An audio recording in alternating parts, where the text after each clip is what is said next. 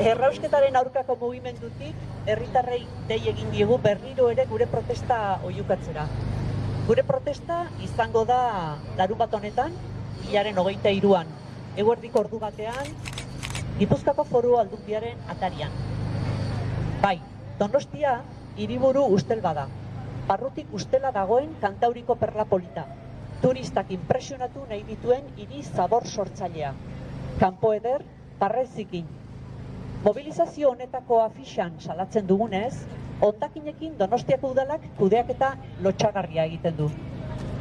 Donostia bizirik, errausketaren aurkako mugimenduko elkartea, urtero ari da Donostiako hondakinen jarraipena egiten eta salatzen udalak ez duela kudeaketan urrats txukun bat ere ematen.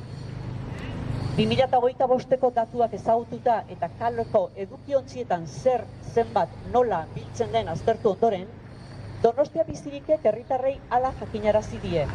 Zoritxarrez, sorpresarik ez da Donostian. Hondakinen 41,6 bildu da gaika, 2024an baino gutxiago. Gipuzkoak osorik hartuta lortzen duen 157 baino askoz gutxiago. Europako elkarteak 2025erako jarritako 155ko minimotik urruti. Oso urruti, Gipuzkoako herri askok lortzen duten 170 eta 80tik. Donostia da Gipuzkoako herrien artean gutxien birziklatzen duena, gero eta diferentzia handiagoz gainera.